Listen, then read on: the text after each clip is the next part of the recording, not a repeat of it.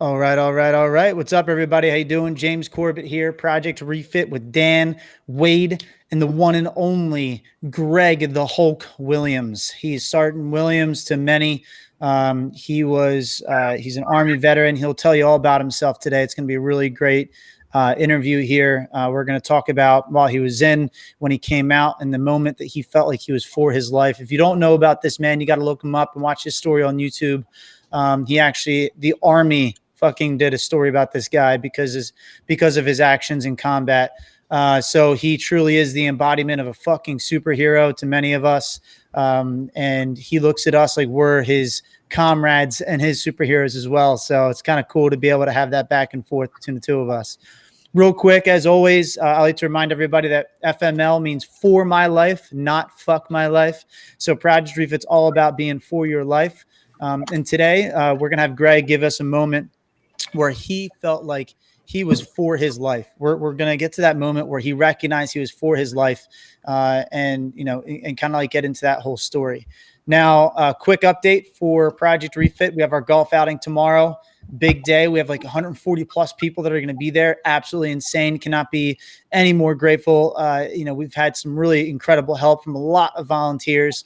It started out with just a few of us, and then it expanded into a ton of volunteers that ended up jumping in and pulling a lot of weight, and it's incredible. So it's a real honor to be a part of this. I say that all the time. Project Refit. I know I'm one of the co-founders, but I still can't believe I'm fucking a part of it. It's unreal. So thank you to all you who are watching, all of you who are a part of this and have tuned in, shared stories, and helped us literally save lives. So with all of that said, Greg, brother, talk to me. Give us your story. When you were a kid, what made you want to go in the military, why you ended up in the military, what you did in the military. Tell us about, where did the military touch you? Point it to the doll. Hold on. Oh, great. He's getting a fucking nobody phone wants call to call live. me until Here we go. Of course. Until I'm live, right? And now like I'm Mr. Popular. Greg, I see you're in an interview. Am I on TV right now? That sounds like some old ass house phone too. Yeah, that is like a house phone from the 90s, bro. Is that really a landline? It is, man. I keep a landline. That's some real shit. Holy crap! Yeah, because okay. Out where I live, I'm in kind of a dead zone, so cell phone doesn't always work. So when I have to call the VA or I got to call somewhere where it's 15 minutes of computer voices, before you get to talk to a real person. Nothing pisses you off more than being there on the cell phone and it drops the call and you're like, damn it. So yeah, landline is a must. So got it. First, thanks for having me here, guys. Appreciate it. Those of you that are tuning in that don't know, I served with Wade there for quite a while. I was with 117 Infantry through the 172nd Stryker Brigade. Then we reflagged as 125, and I was in 15. I was in both HHC and Alpha Company. I did multiple tours to Iraq and Afghanistan. But let's go back to what's for my life. To understand what your life is for, you got to know where your life came from. Yes, my mustache is the shit, Chris. That's my boy Saunders. That's my boy Saunders. Yo, that mustache isn't this a handsome group of white guys? All right, I feel that. What's up, Chris? So, you're handsome anyway, too, bro. Back to for your life. So you got to kind of, if you're for your life, you got to know where your life came from and what your life is about, and to do that, you kind of got to build up a center of view. And my life growing up, we all grow up in our own hardships in life. Some are different styles of hardships. Poor people always think the rich people have it easy. The rich people think the poor people have it easy. Everybody struggles in their own types of hardship. Just because yours may be different doesn't mean it's not just as difficult for somebody else. I grew up in our messed up foster system. I did have a few good foster homes, so I want to put that out there that took care of me, but a lot of them were pretty messed up. And my mom was a heroin addict, alcoholic, a prostitute. She's in and out of jail. I got taken away when I was young after I was beat and raped, along with one of my little brothers. My other little brother, who I met when I got out of the military, is actually watching us right now, Dave. And it's crazy because everything I've done in the military, him and I, when we were in Afghanistan, were right by each other. And he's got 2 Purple Hearts just like myself, and he's got a Bronze Star with Valor. So it's crazy that 2 guys grew up away from each other in almost the same type of environment, grew up, went through the military, and had, pretty well established military careers. But I grew up beat and raped, and in some of the foster homes and group homes, they pit us against the other foster kids and bet on us for fights, and sold as a prostitute when I was younger and stuff. So like growing up, it was hard. And when I talk to some of the kids at the high schools and the middle schools, I always get asked, hey, if you could change anything, would you?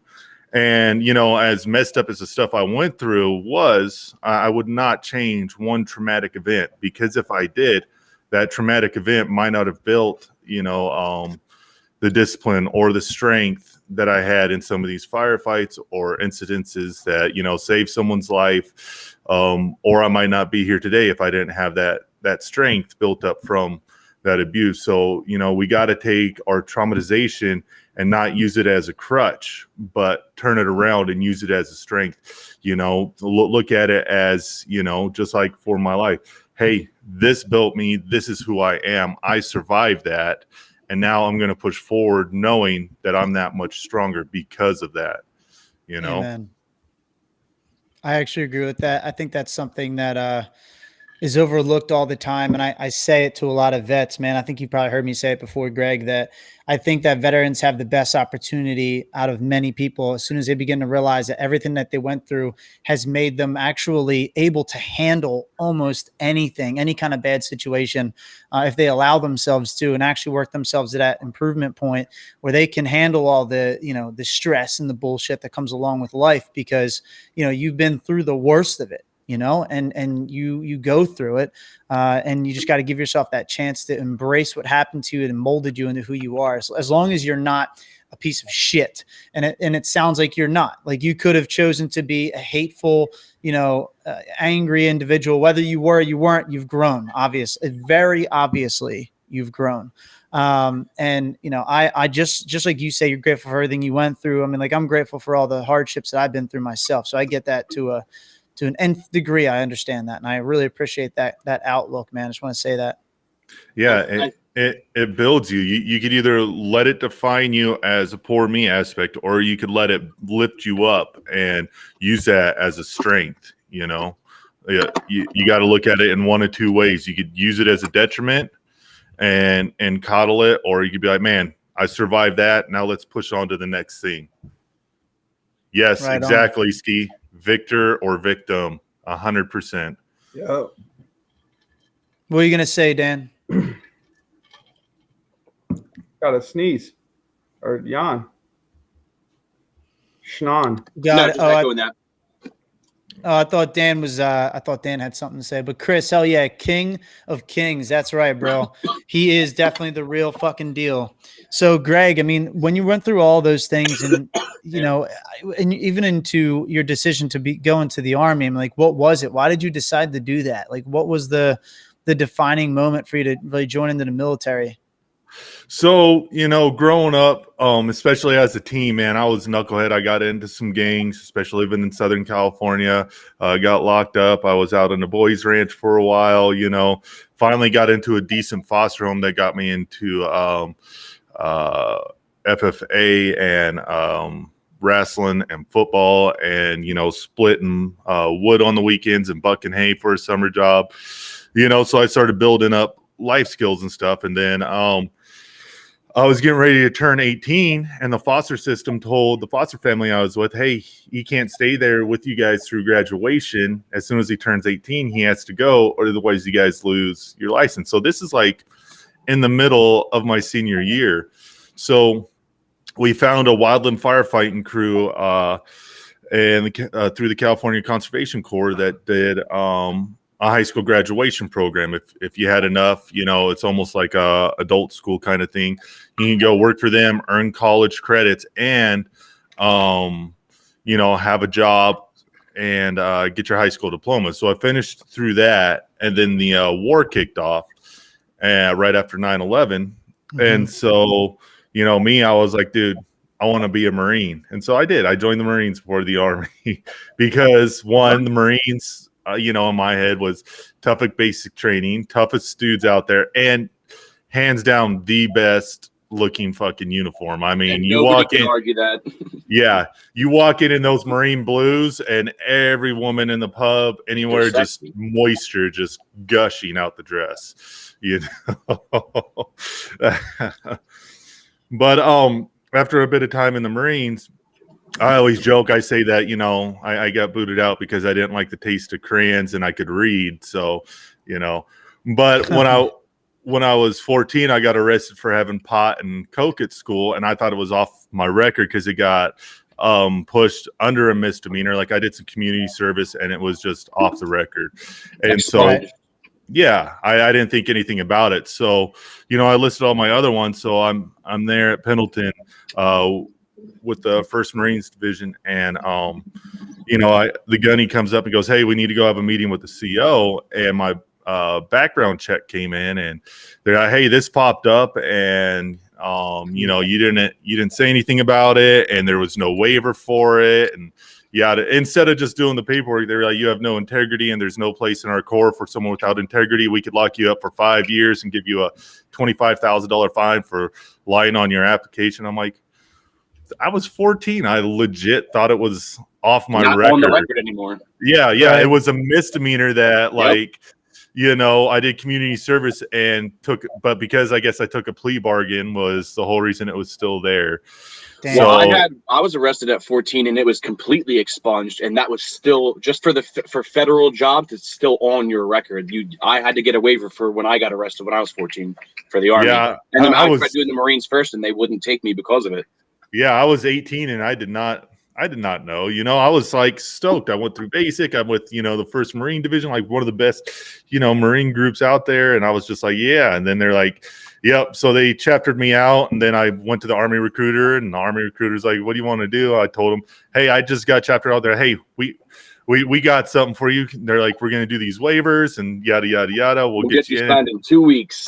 And they're like, "What do you want to do?" I was like, "I want to be a ranger, man. I want to go over and blow shit up and kill people." Was exactly what I told him.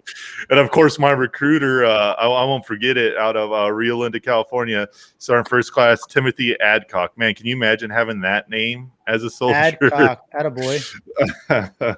But yeah, he was with the 75th, so he was like all about it. And I ended up in basic training, as when you go in as an 11 X-ray, they kind of just make you whatever they deem. So they're like, "Hey, we know you had a RIP contract, but here you go. You're going to Alaska now, homie." Damn.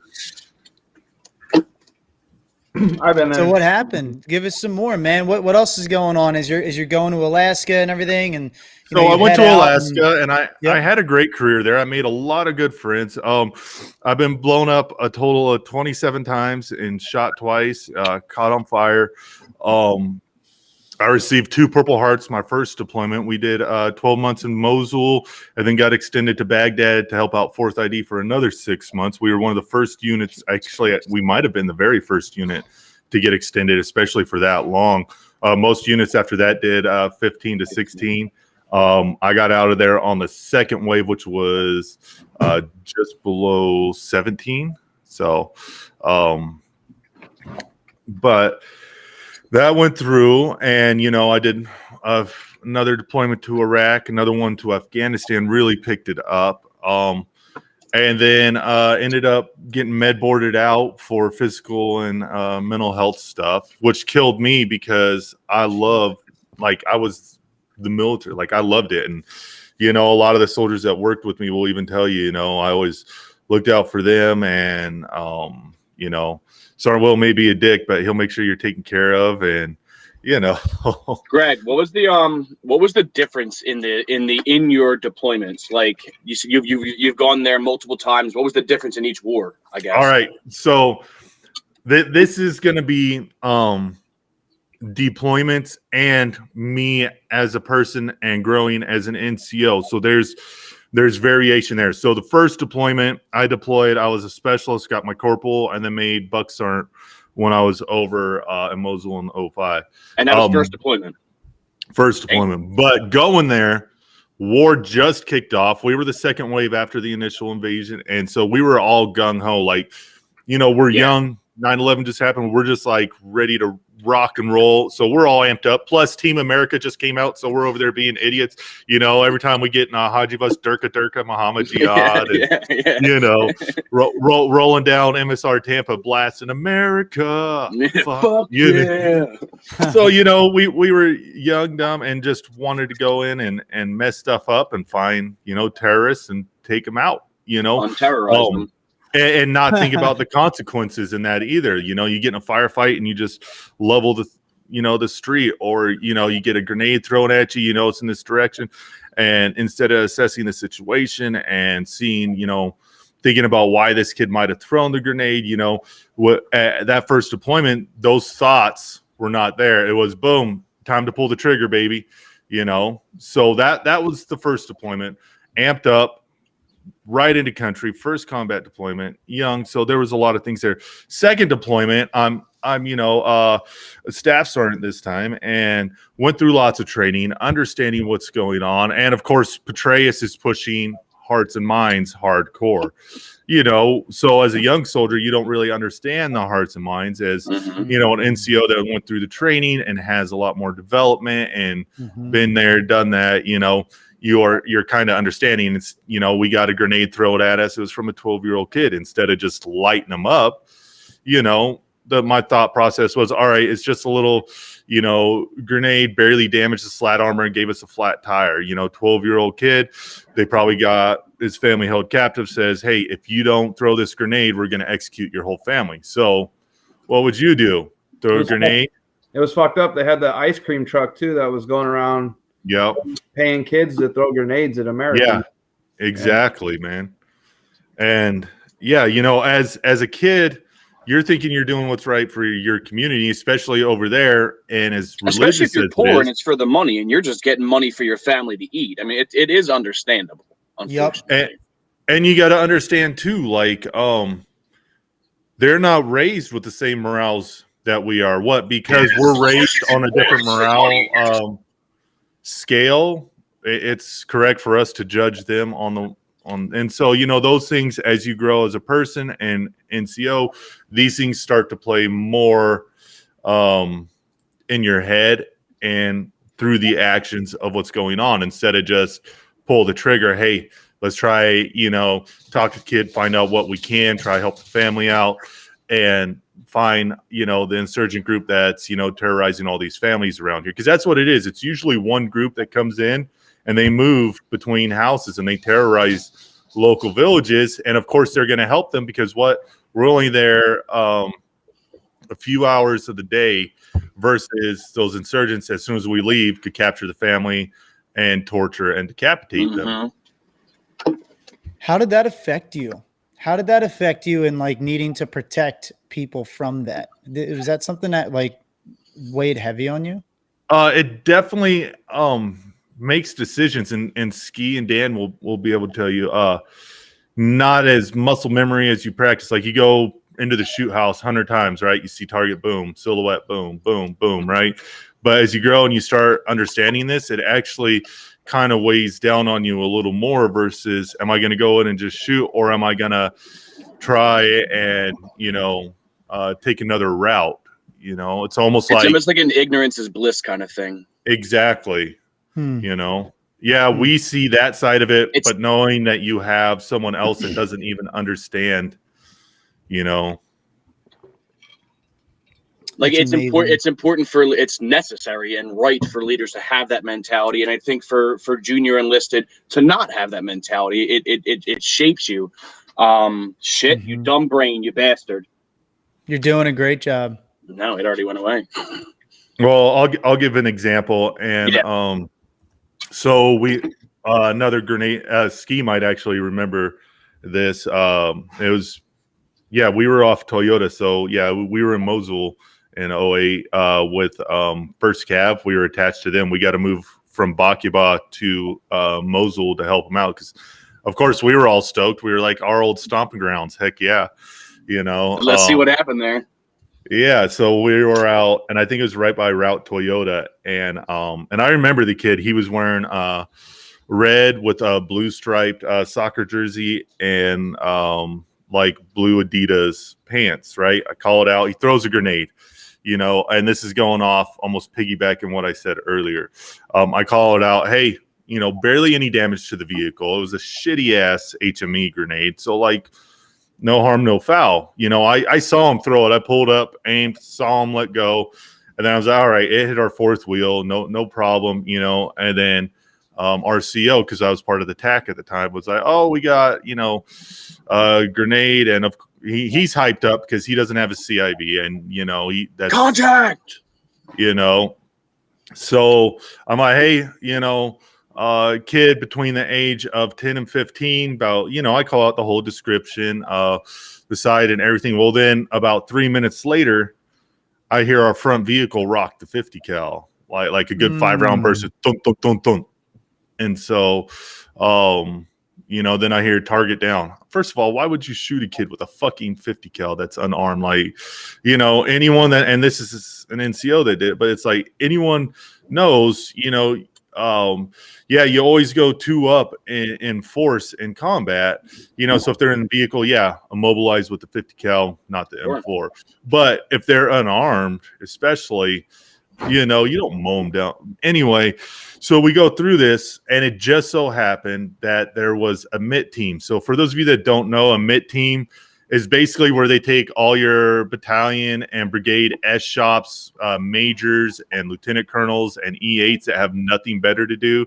And they just send them out on I love you missions, going to check on the IPs and stuff. So it's a whole bunch of like heavy brass that really has nothing better to do than roll around, you know. They're showing face. Yeah, that's basically all a MIT team does. So this happened right in front of a IP compound. You know, so I get out and I'm with my senior NCO, and man, nothing in this kid met the description. And I'm looking at him, and you know, he's about 7 years old and has, you know, holes in his back the size of my fist. And now I got a daggum big fist, you know, 5X MMA glove. That's big as shit. That's not that. That's Yeah. on. That's crazy. That's a huge ass hand. You're a big dude. And so, you know, this happens, and we get this MIT team, these IA commanders, these IP commanders, and, you know, my senior NCO right there at the time, he's like, Will, is this guy? I'm like, no, this isn't the fucking kid. I'm like, nothing in the description. The clothes didn't even fucking match. You know, and so it was either, you know, we got all these lieutenant colonels and majors plus IP captains and Iraqi army captains and majors coming up. And so, you know, my NCO's like, well, this has to be the dude, otherwise shit's going to roll downhill, which meant like jail time for, but it's like, you know, so of course on 15-6, you know, you write what's required, but at the same time, that eats at you every day. You know, that's someone's, my daughter's about to be 7. Like, I would raise hell. Like, if Russia was over here, may God help them, because I sure would pick them apart piece by piece, man. Yeah. You know, like 100%. Yes. Yeah, dude. You know, so Greg, so we brought in David here. You were talking about him a little bit ago. If you wanted to give him a quick introduction, and let's talk about, you know, one of the reasons why you wanted to bring him in. I would love to know. I'd love to hear the story and the thought processes. All right. So Dave is my brother. He's my younger brother by a few years. As I mentioned earlier, we kind of grew up apart, and we didn't meet each other till after the military. Dave had a very successful military career. He was attached to the 82nd Airborne for a while. He has 2 Purple Hearts and, like I said, a Bronze Star with Valor.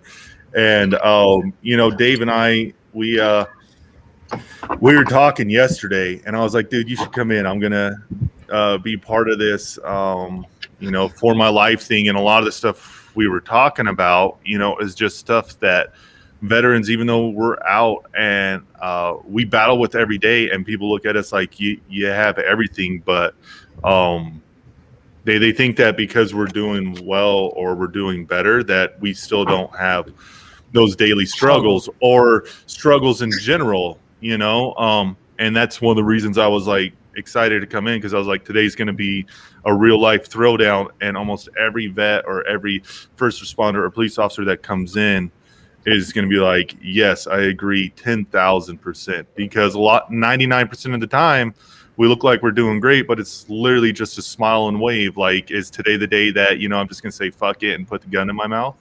Like, Right. you know, I hope not. No. But yeah, Dave, go and say hi, man, and introduce yourself, brother. Hi, I'm Dave. So, man, Greg's younger brother. How you doing? I've How never you doing, done bro? anything. I've never done anything like this before. I'm kind of an no introvert. worries. So am I. Yeah, I keep all my feelings inside. I don't know. Yeah.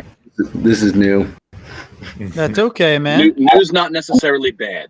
I'm not even on camera nervous because I don't know what to say. I don't know how to express myself. Like, Well, I agree with Greg.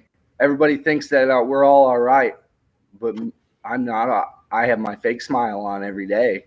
Like Greg said, is today the day? So take us down that journey right now, man. I'm gonna put your little D right there in the front. Oh shit, I didn't mean it like that. You got D as David. And you're already damn, bro. I'm already attacking him. Shit, my bad, dude. Yeah, It's big. We know it is. It's a big D now. So You're just gonna be up here. We have the letter there. You're not on camera or anything like that. Yeah, so you're go good. ahead, man. Take us through any of the thoughts that you might have had when you were in, and why you joined, maybe some of the thoughts you have that maybe some other of your brothers and your sisters, they might be having the same exact thoughts, and you bringing it up right now and talking about it could actually be a spark for them to feel like, oh shit, somebody else feels the exact same way that I do. So take us through your story, take us through how you got in, and some shit that went down. What actually bothers you? It doesn't even have to be related to the military. Sometimes it's not actually. So my dad was a Marine, and he raised me like a Marine. So my whole life I felt like I was destined to be in the military, because my grandfather was in Vietnam and my great grandfather was in World War II, I think. It just felt like heritage, and I didn't know what I was doing after high school. As in, I was so pumped, full of anger from growing up. My mom abandoned me and two brothers I didn't know, and then I had a stepmom that was cruel to me, told me I was an intrusion, and that's why my last name was Frederick and that they were Deet. And it reminds me of Joe Dirt that she used to say, and that's why mom and dad named you Joe Dirt, not Noonamaker. The military, it was just something in there. I needed that structure. I was the type of person, I was a hands-on learner. My dad was a very strict, and this is how it's done. Everything's got its place. So I just fit into the military. I joined the infantry and joined air assault, and I started jumping on. I jumped on my first tour in Iraq, and it went all right. But when I came home, nothing really happened. But I couldn't adjust. I accumulated 3 felonies for aggravated battery and bar fights right off the get-go of being home. I was like, yep, this is it. I just ruined my life because I don't know how to shut it off. I was the door kicker on a 4-man squad that we would go in, and the Zari province and I think it was west of Kandahar out there, and Panjway. But it was my tour in Afghanistan was intense. And what years were you there?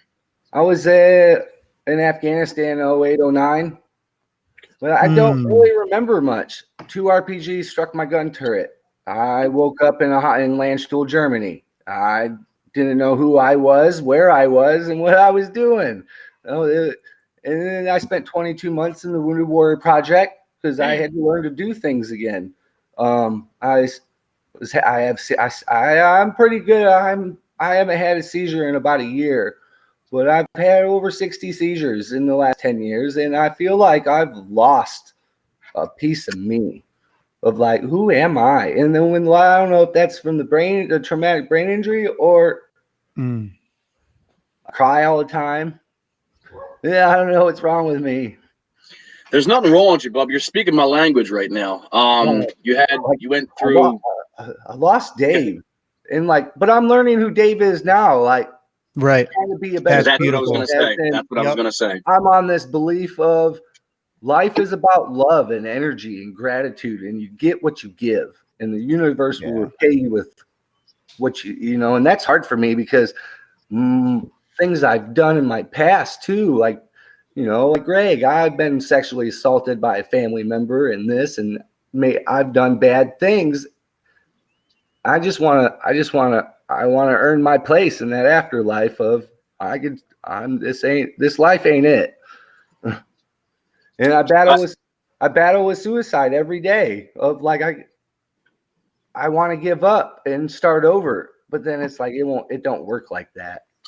But you got the strength that you're still here, bro. And this is what Dave and I was having a really heart to heart yesterday, and for those of you that are listening, man, just because someone was on that edge to commit suicide or did make an attempt to commit suicide, that never goes away. It's almost like in marriage where the word divorce, you could just mention it in a fight and it goes away, but that seed is planted and it's ever growing and ever sprouting, and every hard thing in your marriage and every hard thing in your life, the suicide seed, the divorce seed, waters that plant until it comes to fruition. So just because someone went through a hard time and you think they're through it, they're never through it. It's going to be a lifelong struggle, and sometimes it's a daily struggle. Yeah, I think about it at multiple times a day, how much easier life would be for my wife or my kids, or if it's just better if I'm gone, multiple times a day, and it doesn't mean that I'm going through it, but there are those days that I'm down, and I got to give and I'm going to put James and Dan and Wade on blast here. Project Refit, and especially Blue Skies, the app Blue Skies, and the fire teams that we have in there, because there have been times that I've been low and I say something and I got 20 messages from battle buddies. Hey, you okay? What can we do to help? Hey, man, you didn't pick up your phone. Because, sometimes you get in those moods and you're just absolved into your bed or chair, and you don't even have the energy to pick up the phone to look and see who texted you. But when you do finally get that energy up, whether you're deciding to end it or not, but you look at it and you see all these people concerned, that makes a difference. And yeah, it does. It does, knowing that you have that cornerstone of support. But Dave and I were just talking yesterday. Hey, no matter where you are in life, you are not the only one going through this. There's individuals like Dave and myself, constant battle every day. But just like putting your shoes on or boots on one at a time, or if you're weird and do them two at a time, that's talent. But, you just got to decide and find that point. What's for my life? What is my life about right now? Hell yeah. And I wanted to say to Dave actually about that. You mentioned something that I believe in. So I've been doing it more again for myself because I notice it's very powerful, as being grateful. You mentioned that briefly, and I want to say that one of the things that we did over here at Project Refit last year during the pandemic was I created this thing called the Grateful Challenge, right? Where I didn't want it to be like the fucking ice bucket shit or like I don't want bullshit. Like, give me something that people are going to do that's actually going to challenge them and change their lives, right? Like the 75 hard challenge is actually fucking cool. I love seeing people do that because they're actually improving their lives, but before I saw that, I came out with the Grateful Challenge, where 21 days straight, You have to say something you're grateful for once a day. You have to be grateful for something, anything. Literally, it could be, man, I'm grateful that I have this Yeti that was given to me. Or like, man, I'm grateful that I have this t-shirt on me. You know, little things. Or man, I'm really grateful that hummus exists because I love hummus and crackers. I don't give a fuck what it is. Be grateful for something. Right. And I really appreciate that you brought that up. And it actually, the way you said it made me think I heard something else behind it, where you were saying that that's what's been keeping you alive almost, and like for your life. And I have one question off of that. Are you in a survival mode still, or are you trying to learn how to get out of survival? That's a tough question. Of course. By the way, take your time answering it. I don't know if I'm in survival mode, but more of like a searching mode. That's cool, man. A searching for like who I was before I got hurt. I really do not like who I was. And okay. I am on the search of finding that inner God in me, you know, of who am I? Who am I truly? Like, and I battle with, like, right now I'm struggling with forgiveness and forgiving myself on bad deeds, or, you know, people give me all this love and I feel like I do not deserve their love, because if they truly knew who I was, but then it's like who you think you are, who you think exactly, not who, not you not become not, not who they know you are, who you think you are. It's like, because you can't see who you are from their perspective. If I return that love that they give me without shutting everybody out, I have, in these like last couple months, I have really opened my heart up. Good. That's powerful. It is. Hey, Dave, I don't mean, I have to say, I don't want to get off this topic. When you said you feel like you're searching, I really want to read something to you. I wrote this. All right, listen, I'm going to plug that. I wrote this. You know, when people say the quote of like, do something to be proud of yourself for, 6 years later, 10 years later, whatever the fuck, you ever hear that before? Yeah. All right. So I did that. I found something that I wrote a long time ago, and I'm so grateful for it because of everything that I'm doing now with Project Refit. By the way, I wrote this before Project Refit. It just kind of shows the seeds were being planted. Not trying to call back what Greg was talking about with seeds, but to call that back, I mean, this is a positive one. So I want to read this one paragraph to you. All right. It's the logic of nothing. Okay. So you're in a place of where you feel like you're at like a nothing point, right? So, wrestling taught me, so this is about like wrestling, but it's going to go somewhere. Ready? So wrestling taught me nothing matters. Nothing is something. And when I felt like I was nothing, I realized that I'm still something. Nothing is a place where you can begin anything. Once you've reached the point of feeling as if you're nothing, you can be reborn into anything. You're limited to whatever it is you limit yourself to. Anything is possible. Therefore, it is possible nothing is something.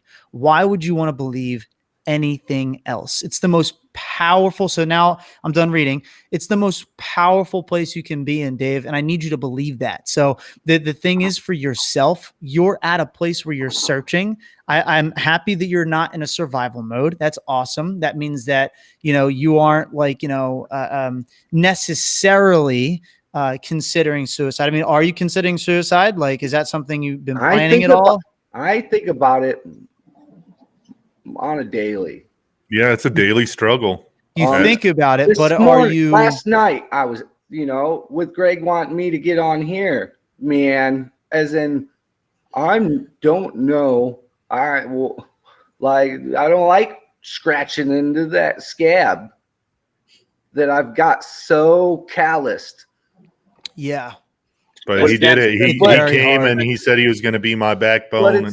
But that's why I let stuff out. But man, I pick at it and make it bleed all the time. That scab, and I hate it.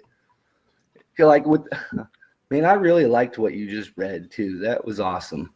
You're welcome. Oh, Dave, I made a I think about it daily also. I made a pact with myself a while ago, a little contract, if you will, with my demons. I hate to cliche to me, but it works. So I made a contract. As long as one person loves me, as long as one person loves me, I can't do it. I recognize that it will immediately take away the pain. It's just not the right option. It's not the right one. And I, just me personally, this is me. I don't believe in putting my pain on someone else. That's me. So I made that contract that I won't do it as long as there is one person. It's helped a lot. I'll be, like I said, every day you think about it. But just gonna go look back to that writing real quick, little contract, and it puts me back in reality, I guess. Yeah, man. That's what I was saying. Like, it's okay. It sounds crazy to say, but it's okay to think about it. It's okay, right? Like, we all think about things. Like, I think about suicide too, right? But how are you thinking about it? Is it like, are you planning? Are you planning on doing something, or are you not? You're not? I'm not planning. It's just these, like, those random thoughts with That's the military, normal, bro. I was a gunner in the when I was a gunner in the trucks, and I was Mark 19 gunner, and when it comes, I would let that thing fly. And now it's 10 years later, and I'm having dreams of blown up children that I don't even know if I blew up. Like, who did I hurt with that fucking devastator? As in, like, I know I've hurt a lot of people because of going through, like, attacking a village with my Mark 19, and the next day we go in there to investigate why we were getting small arms fire. And then I see all this damage I did. I'm like, who did I hurt that didn't need hurt? And then it's like, man, I'm a piece of shit. I'm unworthy of life. I'm this and I'm that and I'm fucking, man. And then I don't. You go down the rabbit hole. I tell myself, man, why? Obviously, I'm a good person and I have a good heart because I'm feeling these things, yes, Dave. And taking my life would be so cowardly. It would be a disservice to what you've been through, to me and what I'm trying to represent. It's just, but it's like those thoughts. Like, why am I thinking about this? Why am I thinking about hurting myself? And it's like, do I need to go to a psych ward? No, I don't. Well, it's just a daily battle of, like, am I a good person? I feel my wife was just telling me last night. She's like, you're a good person, Dave, because I see a twinkle in your eye, and when you talk to me about these things, you have emotion with them, regret, and, like, I don't know. You got to think of how many people have the dead eyes where they can't bring those emotions up, or they've lost them completely. That's, you are a good person. I used to have that. Didn't care about hurting people, and now it's like, man, who was I? Who am I becoming? And it's like, I hope I could be when it comes down to it, God or the universe or whoever it is sees that I recognized my flaws and changed my ways. You know, you also need to, you're very hard on yourself. Oh, hard. And what's that? I am hard. Yeah, man. You're very hard on yourself. I turned to drugs for my way out too. Methamphetamine there. I've been sober 2 years after 8 years of doing coke and meth. And it's like, man, I hate seeing the pictures and videos of me from then that my wife has, because I could see it in my energy through a video that's who is that guy? And, like, the longer I've been sober, all these fucking emotions that I've never had that I've covered up because I was trying to bury all of these problems from childhood to the war to, like, man, how long I was on drugs, I feel so stupid. Like the sabotage that I did to my family, emotionally shutting them out and not talking to anybody. And I hate going to the fucking VA. Sorry. Like, okay. to talk to No, you're some good. lady Yeah, I was gonna say you can curse as much as you don't got to apologize. for Yeah, nothing, this dude. this is just like being back in the platoon, Dave. This Let is it out, all brother. you. Yeah. They just want to throw these pills at me that shut me down, that block out all the things that I'm supposed to be and overcoming, as in it just bubble wrapping me. And that bubble wrap eventually pops. Yeah, Or you're man. suffocated by it, dude. I got out of the military on 9 pills, and I got off of them, and I started going to the vet centers instead of the VA. I go to the VA. We don't bash the VA. Like, there's bad VAs, there's good ones. I go to the Philadelphia VA. I have not had one bad experience. I have a psychiatrist there, and then I get my therapy at the vet center. Have you heard of the vet centers? I have never been. I'm telling you, I'm super to myself with my problems. All right, dude. I've Let me never learn done you. any. I've been to groups and stuff, but like from checking myself in a psych ward. Right. You know, my dad used to take me and drop me off, and he said, "Tell him to call me when you're better." Yeah, no, it's not that. Trust me. So the vet center was made by Vietnam vets. When they came home, they had dog shit, nothing. So they made it for themselves. Eventually, the VA recognized it and started funding it. So the best part is the VA cannot access the vet center's records, anything. But the vet center can access the VA's. So you and the therapist at the vet centers, most of the time, are veterans, combat veterans themselves. I've had the best group therapy at vet centers. It's this, dude. It's this, but structured, and there's points and topics that it's the vet center is the best therapy I've had, hands down. There's no question about it. I was very weird with therapy too. I didn't want to open up, but then once I started to open up, it was, dude, the floodgates were fucking open, and it's gotten me to the point where I can talk about shit freely. Now I may have a dream here and there, but I'm not having the breakdowns anymore where I was before. You know what I mean? But the vet center, dude. Vet center is definitely the best therapy option I've had. And then I'm not a proud military or a veteran. Like, I do not like people I don't talk about being in the military. And my wife always puts me on blast, calls me a hero. I don't feel like a hero. And I question things that I did that I don't like thinking about it. Can I ask you a question about and then that, when man? I'm around other military members, man, that I do not like telling the story. As in, like, man, I question things that were done, and that, you know. That's perfectly fine. Now I'm going to speak on the hero thing, because I don't like recognition. I fucking hate it. It disgusts me. It makes me feel cringy. It makes me want to fucking vomit. But you got to think of who's saying it to you. My wife. So what that means to her. That's how I do it now. It's not how I take it, because it's in that conversation, it's almost irrelevant. They're getting their emotion, their feelings out to you. Now, if it's somebody, a random person, I'll have there's people who did more than me, whatever. But if it's a loved one, you were a hero. If they're saying a compliment or something, I always at least try and receive it. Because they mean it from a good place. They do. But I know exactly what you mean. So do I, especially with, the award I got. Like, I always make the joke that, because originally it was put in for the Silver Star, then upgraded to Distinguished Service Cross, and then in review for the Medal of Honor, and then downgraded back. But it's like, I always make the joke, the only reason I got the award was because I saved an officer.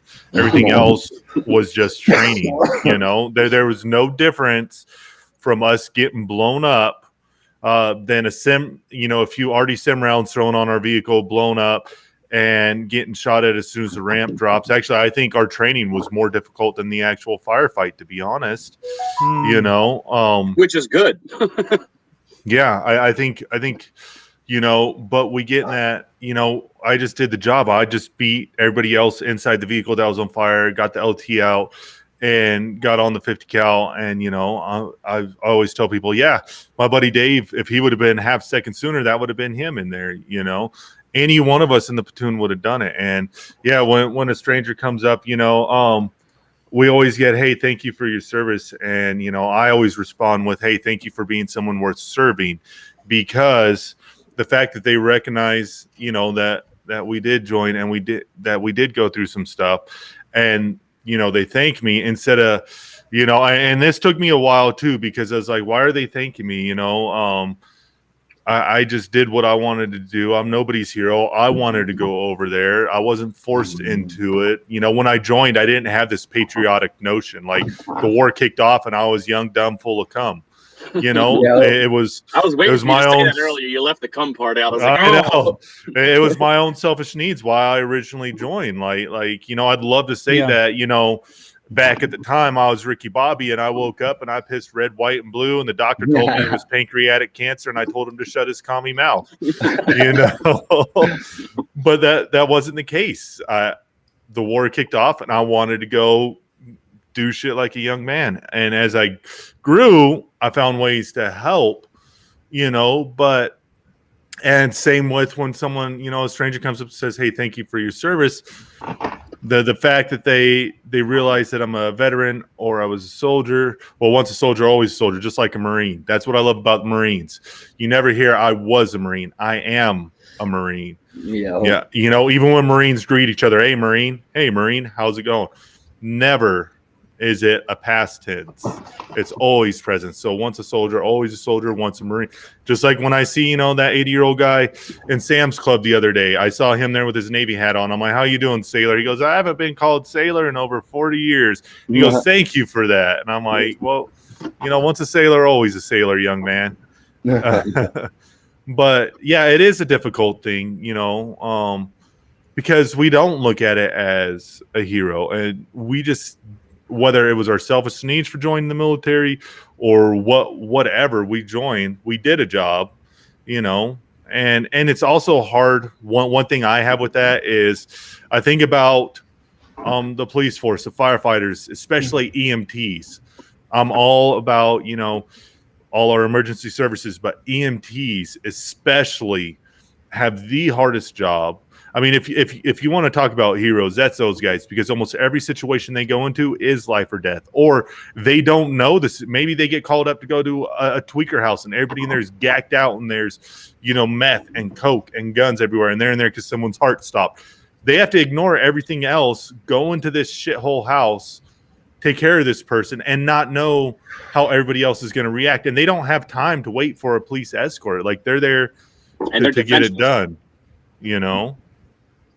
Yeah. But I do want to say, Dave, I love you, man. And, I wanted you in here to kind of be my cornerstone. And I'm glad that you decided to talk. I told Dave, hey, I just want you there. And if you feel you need to, want to say some stuff or have some stuff to put out, you can.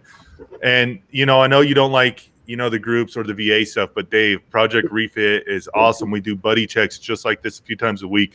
I'll invite you to the next one we got on Friday, man. And it's just like being back in the platoon bullshitting. It's not that I don't like any of it. I hate bringing up that emotion that I've been trying to bury too. And it's like talking to somebody. Hey. They just want to give me a pill. I don't want the pill. I want to release this. Dave. So, but I think we all on here understand that we have to talk about that stuff. Now, I get you not wanting to do it with the clinicians right away because of the pills and whatnot. Excuse me. Fuck yeah, I agree with that. Especially if they're not needed. But what Greg was, we have Zooms Monday, Wednesday, and Friday. You can come in any of them. If you don't want to be in there with the big groups, we can have a separate group just for you. That's not an issue at all. Now, I know you don't like the recognition and shit. I'm gonna keep it super fucking small. Yeah. I'm really proud of you for coming on here and talking, dude, and opening up and being as honest as you were. I'm proud of him too. I'm very proud of him. Last night, and the path I'm taking is like, maybe this is manifestation for more help. Hey, Dave, I was actually you and I. So I'm happy that you. I'm gonna first say, I agree with Dan. Very proud of you. I also want to say that I feel like you and I understand each other a little bit better than, maybe I first recognized, because you also immediately understood my writing. Like, you literally immediately understood what I was saying in that writing. Okay. I believe in that. Mm-hmm. All of it, the spiritual aspect of we are more than we are. And we change our brain chemistry with our thoughts. That's right. 100%. That is correct. And let me just say, though, one of the ways to do that, I'm going to challenge one of your assumptions, and I'm going to challenge it directly. You mentioned that you don't like to open up about like what you're going through. I'm going to give you a story before I say what I want to say. I'm going to give you a quick story. So yesterday, literally just yesterday, I was with a woman who she was cutting my fucking hair because we have a golf outing tomorrow. I got to look semi-presentable. So, I got my hair cut, and this woman was just talking to me. She found out what we do at Project Refit, and she started talking to me about the pain that she feels from when she was like a kid. And I said to her, I was like, there's a lot of studies that talk about like how you have to like forgive your younger self and like, cradle your kid, cradle you if you were young, and like, what would you say to your younger self and blah, blah, blah, and all that stuff. At first, when I first heard that shit, I was kind of like, that's interesting. I don't know if that would really work. But then I started to look deeper into it, and it actually works. It's very profound. So like, even when you're thinking about yourself, and here's a shit that sucks. It's going to be painful. Right. So so she said to me, actually, this is getting to the point. She said, well, that sounds like it's going to hurt, because anytime I think about like, me and my younger self, it actually hurts. And I was like, well, it's supposed to be painful, because it's supposed to be hard. When you're healing anything, it's not easy. When you're healing a broken fucking bone, it's not easy. When you're healing you're getting shot, it's not easy. Your brain is so damn smart. Your brain is so fucking smart. It's so smart that it is think of the hardest bone ever on the planet. Like, think of the hardest material. If that fucking thing breaks, that hard material, do you think it's going to be just so easy to put it back together? Of course not. When something is super hard or super smart, it's going to bring shit up that's going to be painful. It's going to manifest in physical pain. But the thing is that you can eventually work through it. And one of the best ways to do that is actually talk therapy. You don't have to take pills or anything like that. If you don't want to take pills, you can voice that and put up that boundary. But talk therapy is super powerful. It's also, as you're saying, as you actually said yourself, fucking painful. In fact, there's Navy SEALs. We had John McCaskill who talked about that. He basically alluded to the fact of how difficult that shit is, even for him. A goddamn Navy SEAL, bro. The training those fuckers go through. If he's saying it's super hard and he had to work through it, bro, yes, it's going to be fucking hard. And yes, you're capable. Anybody's capable of getting through it. And I really want to reinforce that. And I want to challenge your assumption that you don't want to do it and that you can't do it, because you can. And honestly, here's something I'm going to promise you. Project Refit is going to be with you, if you allow us to be, every fucking step of the way through your therapy journey. If you decide to go down that route, even if you don't decide to do that, we're still going to fucking be here. I don't give a shit whether I do care. I do want you to go, but I don't care if you do go or not. You're still going to be with us, is what I mean by that. But I really do want to urge you to think about it. It's going to be super fucking hard, dude. It's going to suck so bad. But it can help, like it can. So, it isn't really for everybody. I agree with that. I don't think it is for everybody, but I think most people it is. But you shouldn't have that thought in your head when you're going into it. Like, so I went to a therapist for a while. I'm going to try to find another one. I went to a therapist for a couple of things I had to go to a therapist for. And I want to do it where I have this guy as like a monthly. I want to have the person as like a monthly, just do a check-in, like just to kind of make sure that the wheels are turning properly in my head, right? Like, it might just be like a going for an hour, and he's like, yeah, you're fucking good, man. Like, you seem okay. You're thinking pretty clearly and blah, blah, blah. And it's like just having checkups. There's fucking absolutely nothing wrong with that. And I urge you to treat your beginning stages as if you have a broken bone, and then later stages as just a checkup, right? So I think that could be a really good path for you, and a really good journey for you right there. So Greg said he has a quote that he wants to share. So I'm going to pass the speaking over to Greg. Go ahead, bud. So, This actually comes from Oprah. Now, Hmm. growing up, I was an Oprah fan, and due to other things, as of late, I'm not so much of an Oprah fan. But Winfrey? yeah, but believe it or not, she does provide some outstanding life wisdom. Whether you like her, whether you're She's had a fucked up life. whatever, some of the stuff she says does hit home. Now, remember how I was saying, and Dave, this is going to resonate with you too, brother, like so hardcore, man.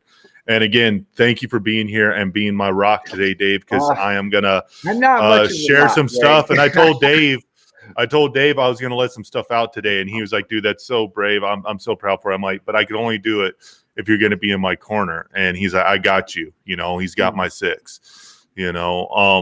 But so this is going off earlier how I was saying, and this is why I said, James, this is going to hit it on the head, just what you were talking about, and with Dave, how I get asked the question when I share with kids, I was beat, raped, and I could come out and just say it. I used to be ashamed of it, but I own that shit now. I own those demons. They don't own me. But I was prostituted. I was raped. I had dudes do shit to me. Fuck that. You know what? I'm stronger for that shit, and fuck all them, right? But Oprah said, turn your wounds into wisdom. Now, like I said, I am not an Oprah person, but that is like hitting it on the point.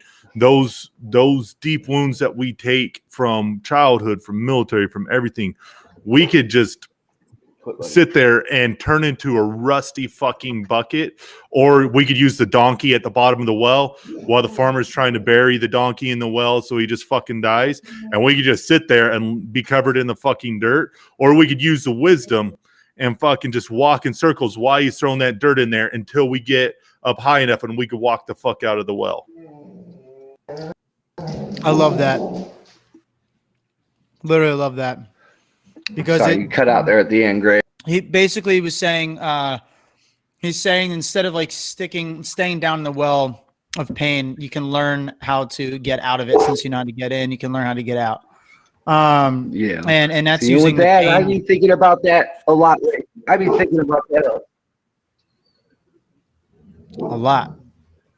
Go ahead, man. Hit it. Tell us what you've been thinking. I've been thinking about what Greg just like that, and I question too, like here lately, of like what Greg was saying with the things that happened to us as a child. Like nothing in the universe doesn't happen for a reason. So why'd that happen to me? And if that didn't happen to me, how would I be today? Like those it traumatically changed your life. And now I'm an adult, and I'm like, man, who would I? Yeah, Dave. You're an adult, right? You got a wife. It's for a reason. It was like, man, why? I don't like, what was the point? I'm gonna help you with this, Dave. And because you and I, not only are we brothers and we love each other, but we grew up so similar. And I struggled with this for so long. And now, well, one thing you got to look at is you have a wife, you have a daughter, and you have 2 boys, right? You went through that suffering so you could protect them so they don't have to go through that. You took that on, and now you know what to look out for and how to protect them. And if, heaven forbid, they ever do have to go through anything of that, guess what? You have the wisdom and experience to help them, or your friends, or anybody else that goes through that. You now have that knowledge and capability, to spread that out, and it builds you up as a person, man. Look how strong you are. Like, I look up to you. You were like hardcore addicted to drugs, and look at you, man. You're clean. You got, you do your meditation, your painting. If you guys haven't seen, you have to check out Dave's paintings, man. He is. Where do I look at them? An amazing artist. Yeah, Dave, make sure you send Dan on Messenger here. Okay. Some of that, like Dave takes his PTSD. He's got a shop, and he's doing so amazing. And you really are, Dave. And I know what it goes back to that. Someone saying, "Hey, thank you for your service and you're a hero." But I'm not pissing on your leg and telling you it's raining, bro. Look at where you were 2.5 years ago to where you are now. you've cleaned yourself up, and yeah, you still have struggles. And for the rest of your life, you will have struggles, just like I will. Just like we were just every day is going to be a fucking battle. But look how far you've come in the battlefield. You went from in the trenches covered in blood and guts to now, you're climbing up the hill ready to plant the fucking flag, dude. Yeah, it's fucking hard. It is, man. You got that M60 shooting down on you, but you're still fucking charging. You refuse to give up. That's why you haven't committed suicide. That's why you haven't pulled the fucking trigger, because deep down inside of you, you have that esprit de corps, and you're like, fuck this, I'm driving on. You got the spirit, baby. I keep that mindset too. And that's what got me. I sobered up too. As in, I met my wife and the kids, and I was like, man, I cannot do this anymore. And I'm tired of the way it's making me feel. I'm at the bottom of a hole, tinking on concrete, bringing up dust. I get a little deeper. And it's like, I wonder where my life will be if I just put that shit down. And it's changed so dramatically. Of like, man, look, that's something I tell myself on a daily too. I look around at everything I have and like my family and the love I get from them, and that I haven't been returning. I've been sabotaging my marriage for about a year on an emotional level of pushing not feeling away. You deserve it. Yeah. And like, I'm just now recognizing that I need to return that love. And because we started out in my darkest of darks, and I want to get to the point to where I can walk into any conversation, any room, and be humble. And because I'm happy with who I am in my life. This is the start of it, bub. We're going to get you there. It is. It's like Greg said, it's a fucking bitch, dude. But like you're already on the other side. Yeah, like dude. Like Greg said, you were at the bottom. You were at bare bottom, hitting cement, and now you have the mental capacity to say, all right, I fucked up here. I wasn't this when I needed to be, but now I'm ready to be. Now I want to be. And I think that really is the lesson to be learned in all of it. As long as you come to this point, the point you're at, that's really what matters. Yo, you know what I've said to people before, Dave, is you have to, I said it to someone before and they were like, oh, I don't get it. So I'm going to say it to you, and I'm going to say it, and I know how to explain it better because I didn't explain it well the first time I said it. This is like a few months ago that I said this, but I'm going to say it to you, and I think you'll understand it. But if you don't, please let me know. But you need to forgive yourself. Do you know what I mean by that? It's so hard.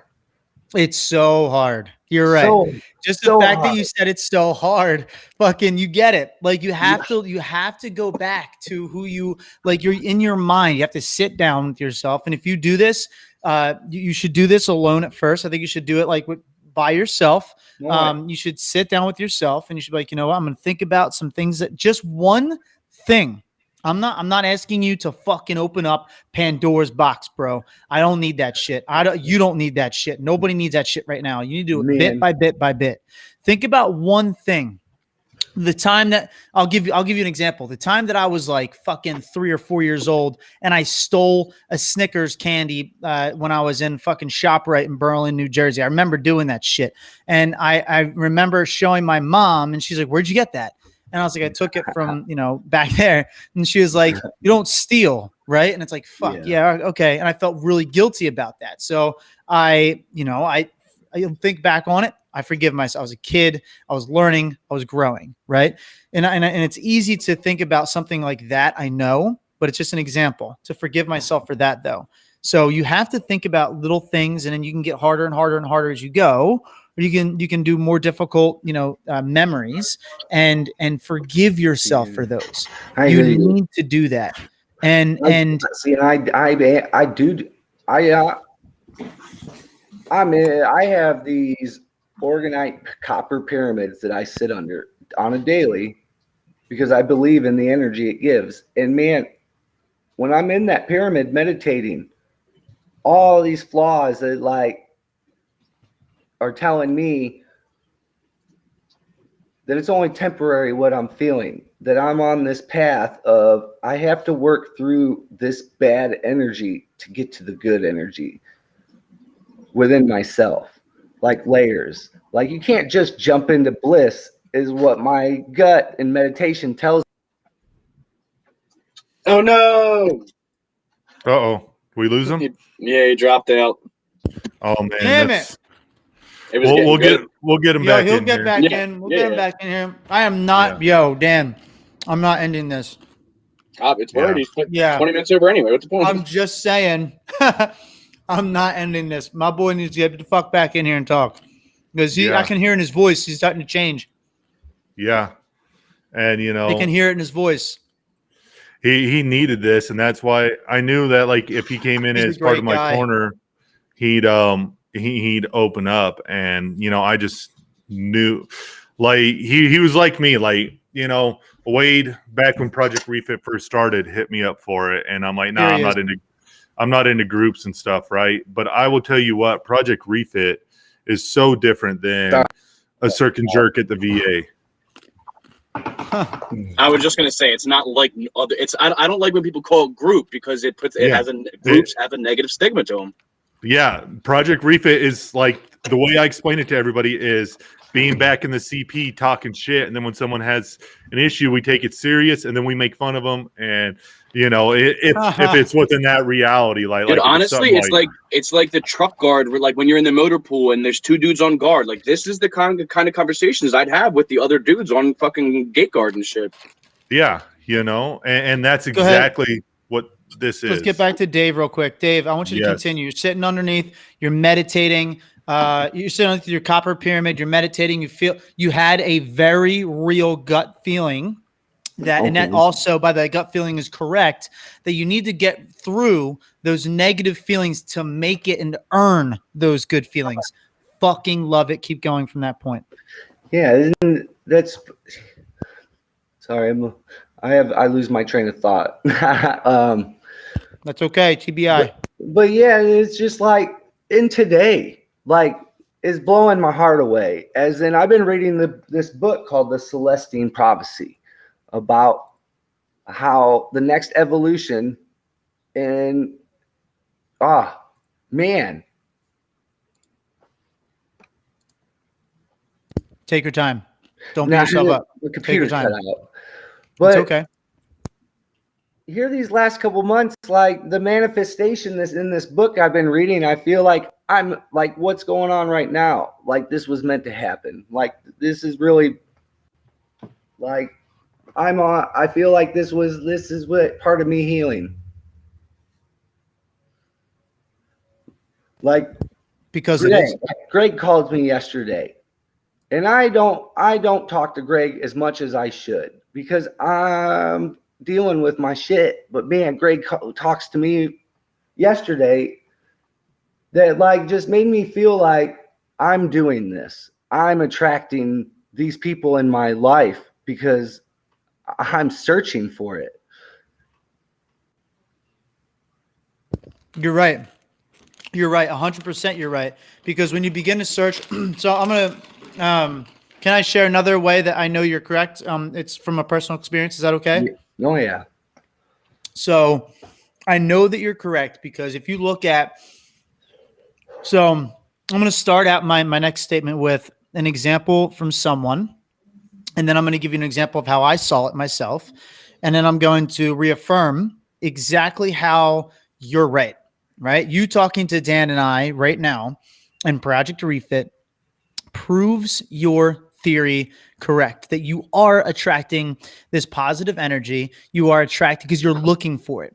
And the reason why I know that that is real is because if you look at people who are successful, I mean, like you can look at the uber success people, right? And then you can look at the people who are searching out their journeys for where they want to be in the world and who they want to be. They begin to attract exactly what it is they need to be in the world, right? When they begin to put themselves out there and searching for it and talking about it and talking to people, because that's the way you grow is actually with other people.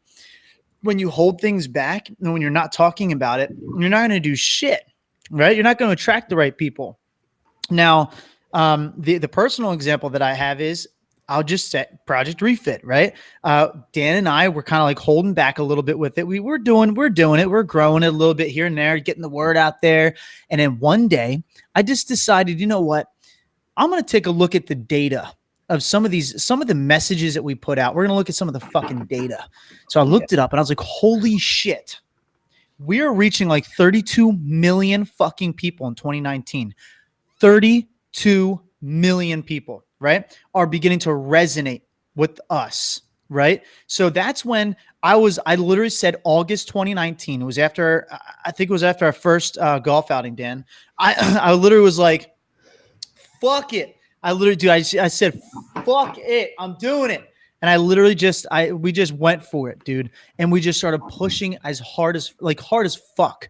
And then we started to attract a lot of people that needed to talk. We started programs that were actually changing people's lives, right? And it only happened because we actually started to put our message into the world. You, David, you are doing that. You are putting your message into the world. You're saying, hey, world, hey, universe, I want to heal. I want to be better. I'm going to be better. I made it through drug use. I made it through rape. I made it through war.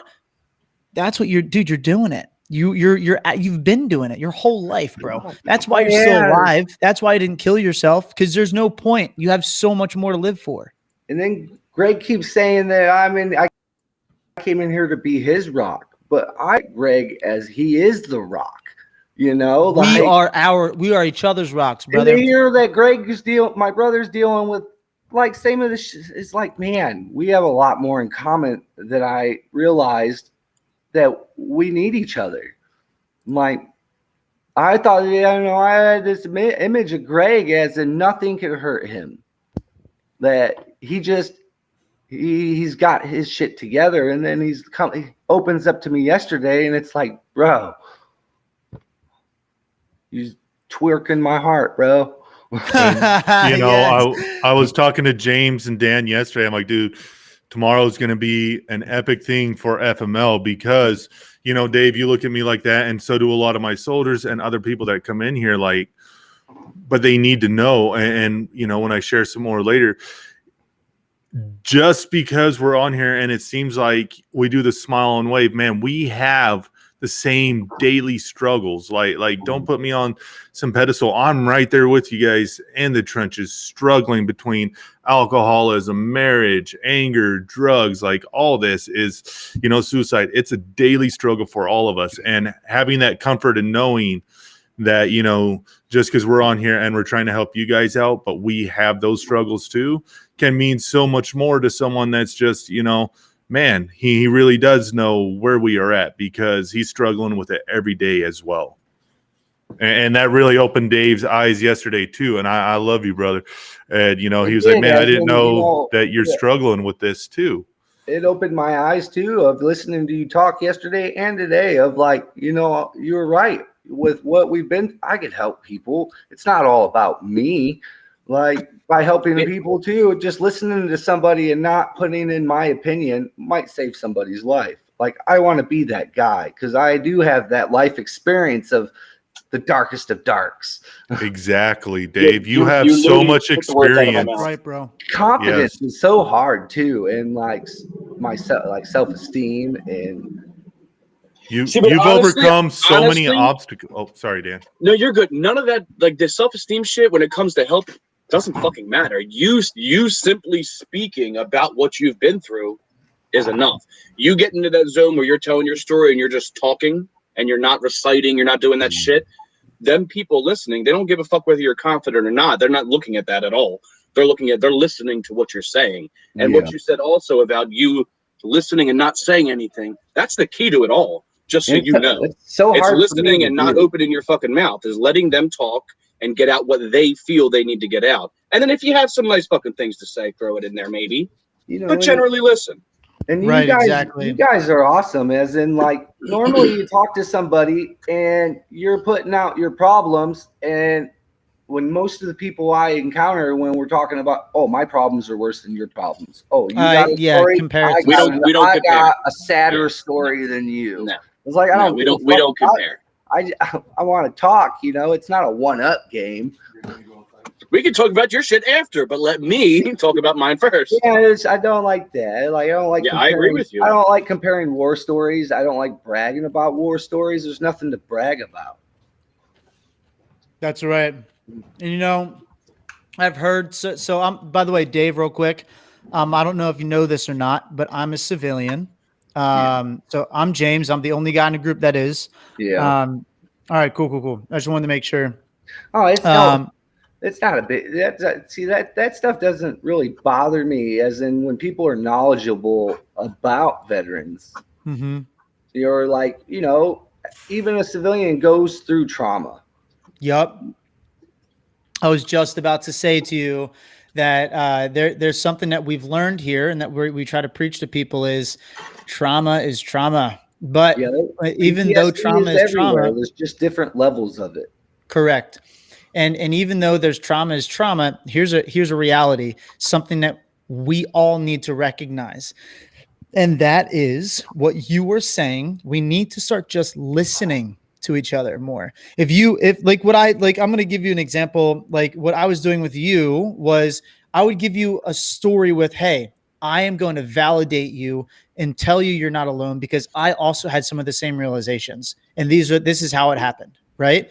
Like that's different than saying like, oh, what you went through is not real. You know what I mean? Like, and like, oh, this is what I went through. What I went through is worse. And there's no point for that. That's like, it's like, I'm fucking hurting right now. Like, don't tell me your shit's worse and make me feel worse.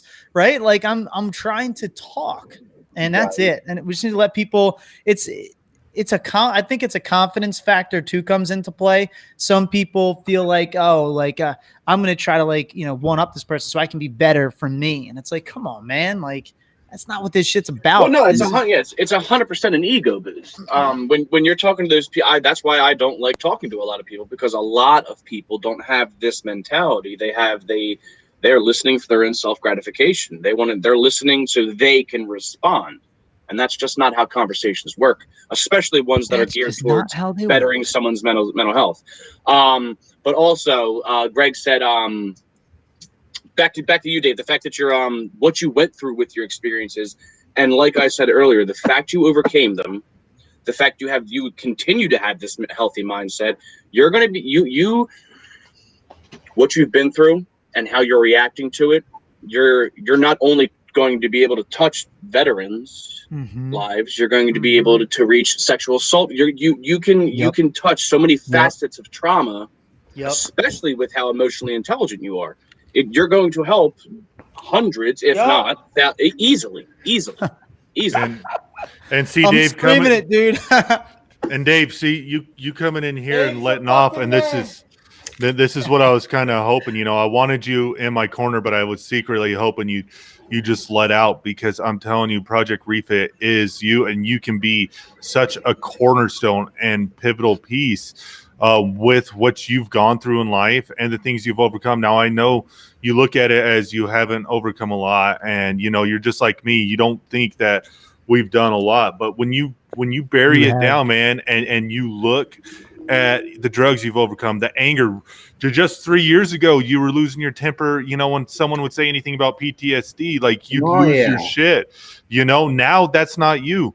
You're so much more calm. You've grown into a dad. You've grown into a husband. And yes, you are still growing. You still have your shortcomings, but look at yourself now from 3 years ago. Now think about this. There's someone where you were 3 years ago battling with the drugs, and you just sharing, hey, I've been there. I'm still dealing with this every fucking day. You could hear it in my voice. I just want to cry. I just want to let it out. Like the chin's quivering, the cheeks, it's like, people hear that and they know that, and they know they're not alone. And I've had messages from some of my shares on Project Refit.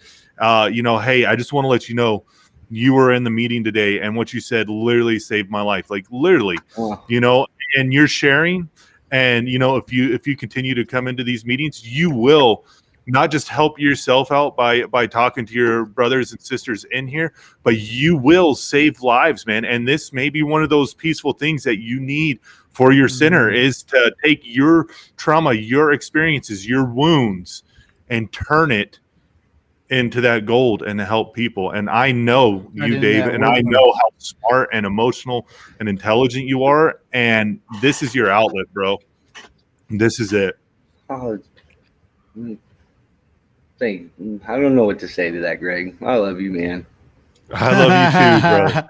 I That's love you, it, man. baby. I do. Hey, And Dave. like, I feel like, being sober too, of like the damages in relationships, I feel like I have a lot of mending to do. Like with mine and Greg's little brother, Willie. I met him at a hard point in my life and he's different. And I just feel like I could fix that relationship with me and him. And you just, that's hard too, of like all these mistakes that I've made, of the vibe I feel of I need to repair these because they deserve to be loved back. You know what, Dave? And I don't know if it's an actual Thomas Edison quote, but I always say it is, or I use it as an example.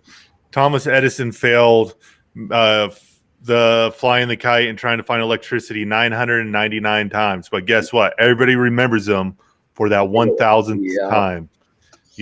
So take all these times that you think you failed, whether it was a failure or not, and take it as a learning experience, because that's what life is.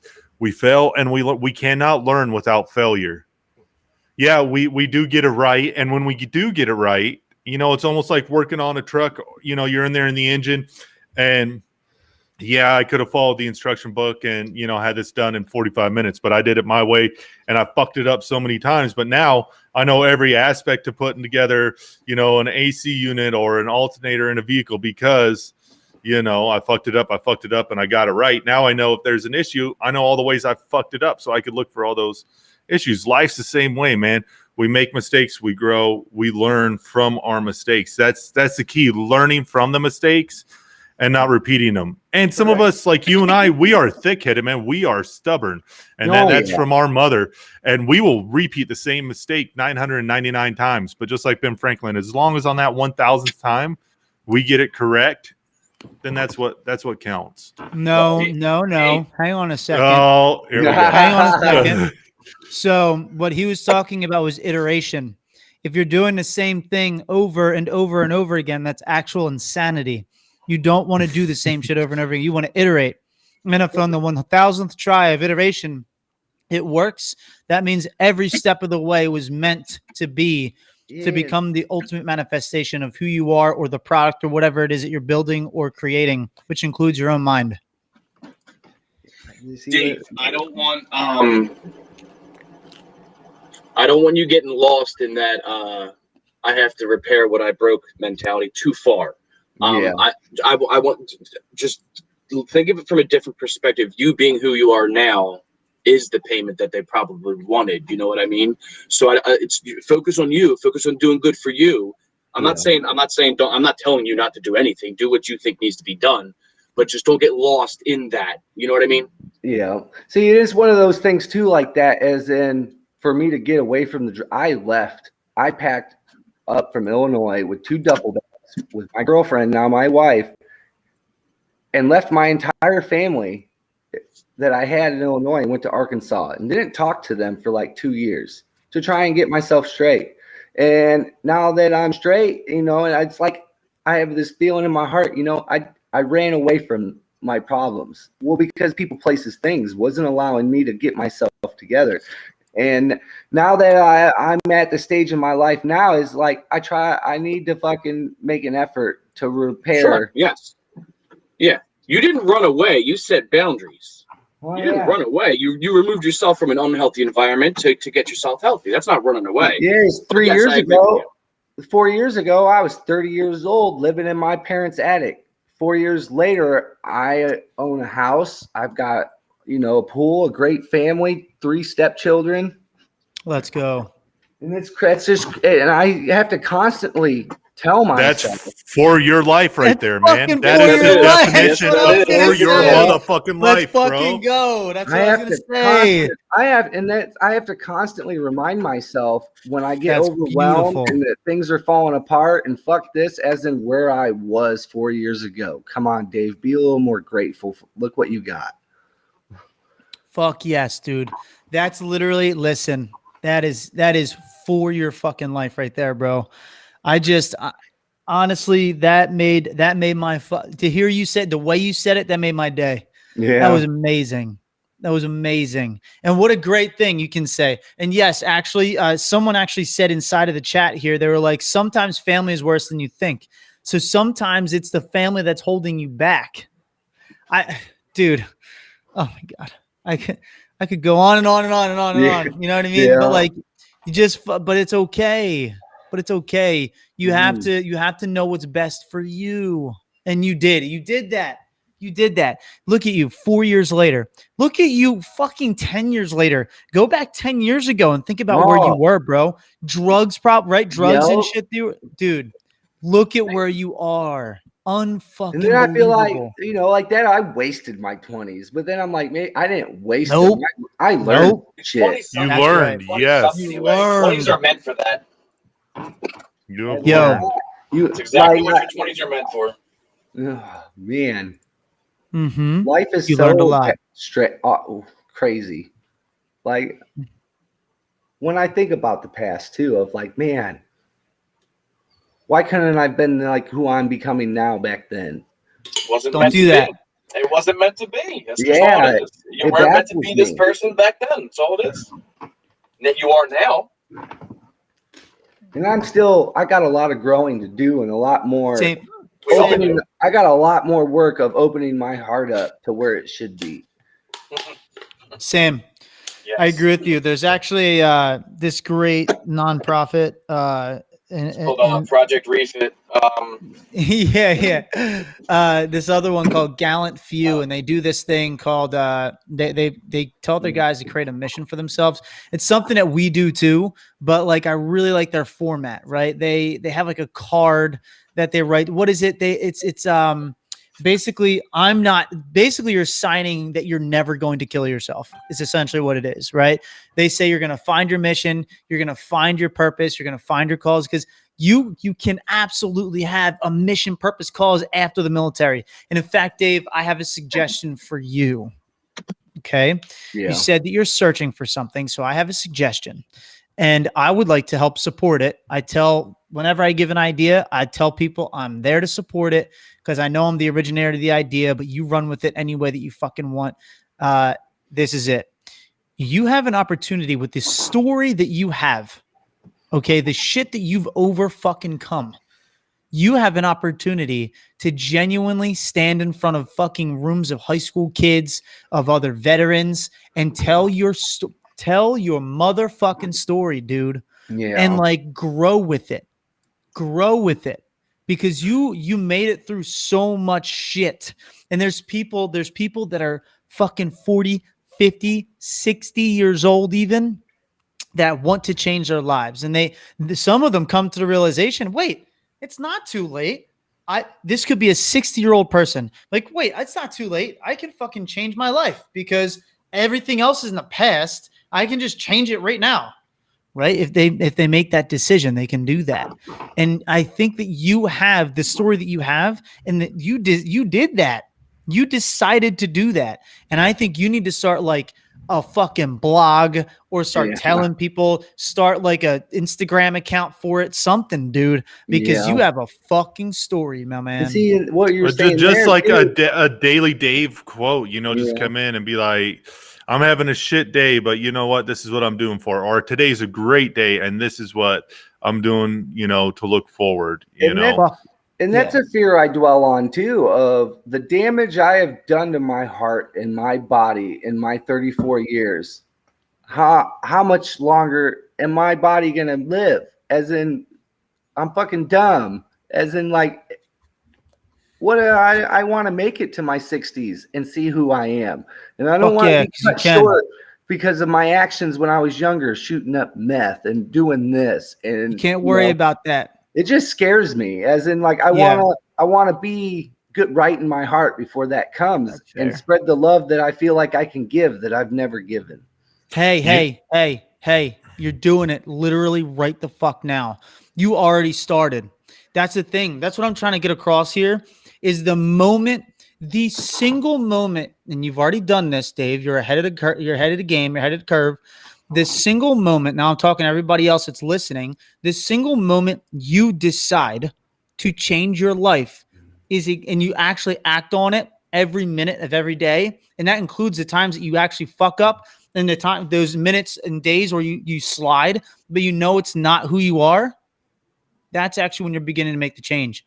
And Dave, you've been doing that, dude, for years now. You're already there. You already are a different person, a better person. Thank you. Hell fucking yeah, man. Sometimes you need a reminder. And I think that's what you needed right now is you needed that reminder, bro, that you really have made it really like I literally just got chills. I feel like you just sent me some hardcore love, dude. That's what I just felt. Because you literally just made me tear up, bro. I felt, dude, I'm not joking you. I felt it. I was sending my heart out there for Holy real. shit. I've never experienced that in my life. No, I do all the time. Because dude, I'm literally I have such my like I got a cold chill. Dude. Because I'm like, you had me on the verge of tears. I got you, homie. I got you, bro. I believe in that shit. And that's what I want to do. I want to be able to make like you feel that love. I felt it, dude. I literally stopped. You didn't say it. Everyone's a witness to some crazy shit right now because you said, I can't see you. I don't even know what you look like or anything like that. You didn't fucking give me any facial cues, nothing. I just felt it in my fucking arms, dude. Because I swear I was just sending it. I felt it, bro. I literally just felt it in my fucking chest. That, as in that healing energy of, holy shit. That's awesome. It is fucking awesome. In this path I'm on, you literally just instilled so much belief in myself, as that's where the power is. Let's go. Let's awesome. fucking go. That's what I'm talking about, dude. Holy shit. That's awesome. That was cool, man. Dude, if I ever get the chance to meet you, I'm giving you a big ass fucking hug, bro. Oh, for sure. I'm serious, man. So So Greg, we're going to see Greg June 19th. Where are you going to be? Oh, I got a wedding June 19th. Yeah, James is coming down for that Spartan competition that I've been working for. Yeah, one of my friends I grew up with. He asked me to be his best man in his wedding. I got to go to Illinois. It's awesome. Yeah. It's awesome. Dude, yeah, that was fucking crazy. I appreciate you giving that to me, man. I felt it. I feel it, and just know that I'm happy I was able to give you that reminder, dude, and that boost because that was incredible. That was incredible. That was. You just blew me away. Got you, bro. Damn. This is like, let's take a moment of silence right now. I'm fucking like leaning back and shit. I'm telling you, James, like Dave could be like, he's gone through so much and he could provide so much help to so many veterans in here. But at the same time, there has to be a realization that, Dave's, he's overcome this, but he's still overcoming stuff as well. He's come so far, but he's like me. He doesn't want to be put on that pedestal. Yeah, I've overcome that, but I'm still have my daily fucking struggles. Yeah, don't make me look out to be this immaculate person that doesn't have fucking mistakes. I rage out. I do this. I make fucking mistakes too. But hopefully my shortcomings and failures that I've learned from and the stories will help you overcome what you might be in right now. And Dave's got so many of those situations that could help so many people while he's still continuing to strive and create the person he wants to be. But Dave, your stories and stuff is going to solidify you and help you, I think, grow stronger, sharing, your experiences to these other veterans and civilians and helping some of these civilians that come in here. They're like, hey, I got this vet that, he works for me and I'm just trying to understand, his thought process, because we do get people that come in here and just like, hey, I got someone that works with me that's got major PTSD. I don't want to trigger him. He's a great employee. I just want to try and find, and, people like yourself, myself, and other vets give huge insight. And, you could change lives, man, with what you've overcome. Don't shortchange yourself on what you've overcome and the obstacles you're still climbing over. I don't want to leave that out. The obstacles you are still climbing over. That's right. For sure. Oh, man. So When I was talking to James and Daniel, not to steal the thunder from my little brother there. I love you. But the reason Dave needs a minute. The reason I asked Dave to be here was, he's my rock for some stuff that I want to talk about and share. We talked about where I came up, kind of where Dave came up, and the stuff we did, and you go from what I've went through to where I'm at, and it looks like, almost like that perfect Thanksgiving picture back in the 50s. Got the family dog, the turkey, all that, man. Pictures paint funny, doesn't it? Like when people don't know the battles you deal with on a day, like I'm a sea of emotion being drowned by pills from the VA, like in an ocean of narcotics. I'm just at this sea of emotion in a capsized boat. I think that's. But I had to type in the private chat some things that I've been struggling with some stuff, and as we all do on marriage aspects and other things, what for my life is for me. And my wife and I has been having this battle lately. She doesn't know if family is for her, and I understand that because, and kind of like Dave and I were talking yesterday, and he's like, dude, I didn't know you had those same feelings. I resonate so much more with you because you feel this way or you've gone through that.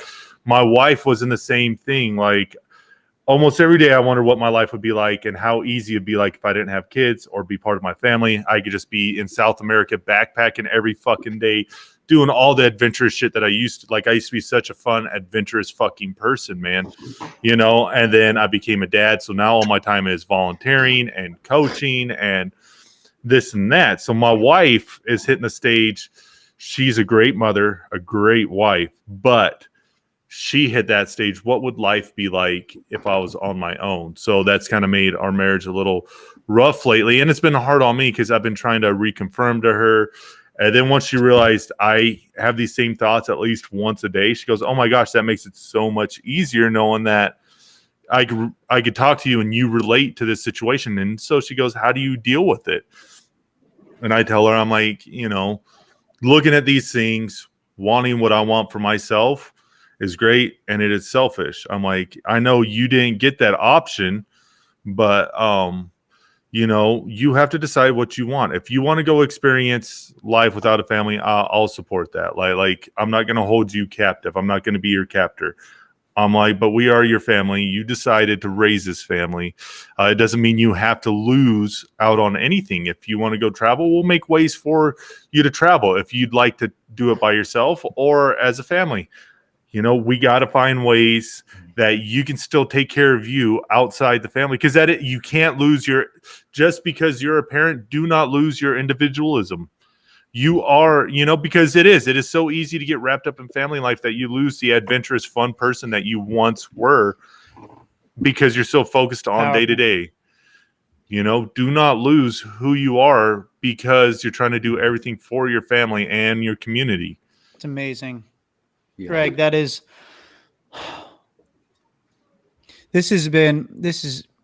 me just say first, holy shit, this has been amazing. And Greg, what you just said, I don't know if you recognize even what I bet, just from what I know about you, you would never have said that a few years ago. No. You understand shit a lot better because of what you went through. So Dave, same thing with you, bro. You probably wouldn't be saying this shit a few years ago or feeling the way that you feel, but you can now. And see, with Greg and his marriage, I was Joni. I was your wife, doing what she's doing, like making my wife feel like questioning what my life would be like sober without her. And so, like, I found myself excluding her from things, and it was really taking a toll on my marriage. And but that was my self-realization of, who would I be without you? Because this woman loves me unconditionally. And it's like, where we could be best friends if I just include her. We could travel. We could do everything together. And it's like, I don't know why I was feeling like I needed to be on my own. because I do not want to be alone. No, think about it, man. Like, and every person watching this that's in a relationship or marriage has these same things, like what would, life be like? But think about it, it's almost like Christmases, right? Or holidays. You're used to having that family and doing these things. Now you're by yourself. It's not the same. No. And you make a total life commitment. Like, I was an extreme person, man. Like I was hella dropping out of Valdez for snowboarding. Like I lived life, like my adrenaline factor was always up. I was cage fighting, bodybuilding, all this stuff. Like, to now I'm coaching coach pitch baseball and football and cooking for the community center. But I chose this. This is my new aspect of life. This is my new adventure. It doesn't mean I have to cut out all those things that made me who I am. I just got to find a way to get those things and incorporate my family into them as well. Yeah. And I talked about the wife and the grass is greener. All right.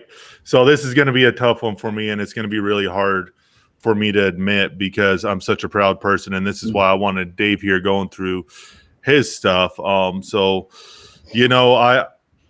I went through a lot of surgeries, overcome a lot. I went from 402 pounds to I'm down to 271 now. I'm running up to 4 miles almost every day. Just pushing myself. And a lot of that is to Project Refit. Doctors gave me 2 years, 18 months ago. And look at me, they could suck a dick and die slowly. Because if I go out, well, I'm going out at as peak performance as I can. But things are looking good in that aspect. Like things are looking way better than they expected. And James really sticking it to me and getting that Spartan ticket. And it's like, now you don't have an out, homie. You have to you have to do it. So awesome. Damn right.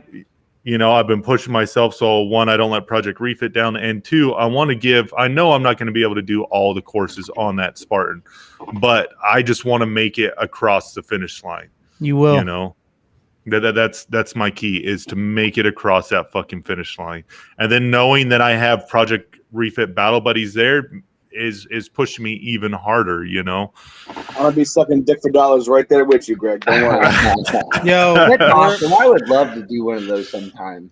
Like, come on out with us, dude. Let's make it happen. The next one is. That's awesome. Yo, Dan, we're gonna get that truck. We're gonna get that bitch wrapped, and we're gonna drive out there. And we're going to be right there with Greg, big time. No, yes, it's going to be awesome. So this is where it comes hard for me because I don't have a problem admitting when I'm wrong, but there's certain things, because I do coach and people do look up to me. There's certain things I don't like to put out there because one, well, it could fuck with my volunteer status and coaching, especially people. But fuck it, people need to know. And so if this gets me, kicked off stuff, I don't give a fuck, because people need to know that, all the kids that I coach put me up here, all their parents, oh, you do so much, but they don't realize the struggle that I have day to day to either make a schedule or, having brain damage, not remembering stuff, and constantly the stress. And I do these things and I volunteer to keep me busy so I don't dwell in my demons and self-pity. If I'm not busy, I become toxic. And, that's something I just can't have happen, especially with all the forward progress I've made. James, do not let me forget to get into the drugs and booze thing, but something just kicked into my mind, and it's going to relate to a lot of anger and frustration and a huge fight my wife and I just had. And 99% of this fight was me in feeling my own inadequacies, especially Dan, Dave, you guys will understand this. Dave, you and I talked about it yesterday. Yeah. So any words of advice you have to put out to anyone, please do. My wife and even my psychologist and my therapist ask, why does everything have to be perfect with you? Yeah. Meaning, now that I'm the stay-at-home parent for the last year and a half because I had to leave my job due to all the seizures and being in a wheelchair and stuff, as a stay-at-home parent, I think the house should be immaculate for when the working parent comes home, things like that. And, my wife, we got in this fight. and my wife's awesome. She goes, don't do anything during the day. Focus on your graphic design, focus on your gaming, enjoy it. You have 6.5 hours. I'm like, I don't. And this is where I blew up. I completely lost it. And this is me. She told me I had 6.5 hours. So what do I see? Oh, she thinks I just have all this fucking free time that I don't fucking do anything. That's the first thing that popped into my head. Shit.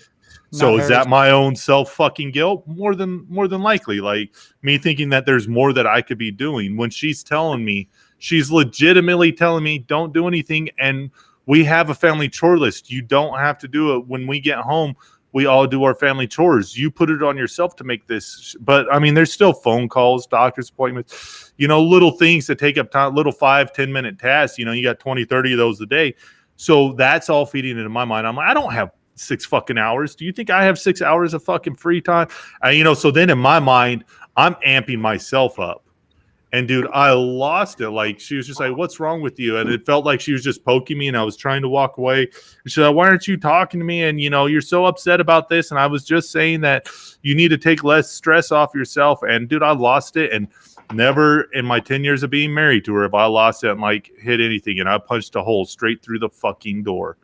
And her and my daughter saw it, and the look on their face when I was away from them, of course, but it's like I was walking away and it felt like someone was just throwing pebbles at me. And I just, trying to get away from the situation, there was a door and I punched it and I turned around, and that look of fear just devastated me. And I never want to see that again. And I've usually done pretty well, at keeping my temper and stuff in check. But it's like, did my own self inadequacies and self-guilt, thinking I don't do enough, feed into that? And this is where I'm coming to you guys for that advice. I mean, you guys have had a lot happening in the last month or so, right? I think it's an accumulation of all of that. But back to what you said earlier, it has to be perfect. Why does it have to be perfect, Greg? Because if it isn't, back in when we did our shit, if shit's not perfect, somebody dies. So that's transitioning over till now. Now, I think we're through all of our conversations, there's things we need to keep from the military, and there's things we need to fucking kick the fuck to the side. It being perfect, I don't think necessarily is a bad thing. Now, the reaction to when it's not perfect is what matters. But I think you're just very stressed. Honestly, I think you're wound up, and it was a self-conscious little lapse real quick, and that just sparked it maybe. But you guys have had a lot going on. It's a lot more than just this situation. You know what I mean? Yeah. So I think that the other things also could definitely be playing a part, but I don't think you wanting the house perfect for the working parent to come in, I don't think that's sorry. So like when she's giving me the free pass to like not do anything during the day except do my streaming and the graphic design and build our company, she's like, you have 6 hours a day, because she's like, I had an order and I was making $1,500. Like I got, as I've been doing this graphic design and building up contacts and, networking, I got an order for a big arrow company, like a bow and arrow company. Mm-hmm. But I had a time crunch. So I had like 3 days to get all these logos and stuff for their website built, and all their etching stuff and stuff for their shirts. And so I was cranking out, I'm like, hey, love, I got this. I landed us a good contract. And so, one of the things my wife used to have an issue with is, like most vets, we can't go to bed at 8 o'clock most of the time. We're up, but I used to stay up and game late at night with my Army buddies. And she said that was an issue. She wanted someone in bed with her to hold her, help her fall asleep. So I make conscious efforts when I see her go to bed, try to shut down the whole house, get in there, hold her, even if I'm wide awake.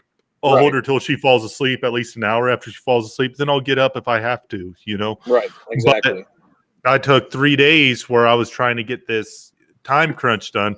I had that one job, and then I had 5 other jobs of some gamers that wanted stuff done, and all from word of mouth. So like I had this time crunch, and I was going to make $1,500 in 3 days work, And so I was up till 2-3 in the morning working on this stuff. And one of the days she's like, hey, I'm not feeling well. My shoulder's a mess. So I rubbed her shoulder, and I was like, well, would you like a muscle relaxer? She goes, yeah. So like I give it to her at like 7. And I figure, she'll be out at 7:30. So, I give that to her and she goes into bed. She's relaxing. I got everything set. I got the kids relaxed. So I'm working on this and I work till 2, 3 in the morning.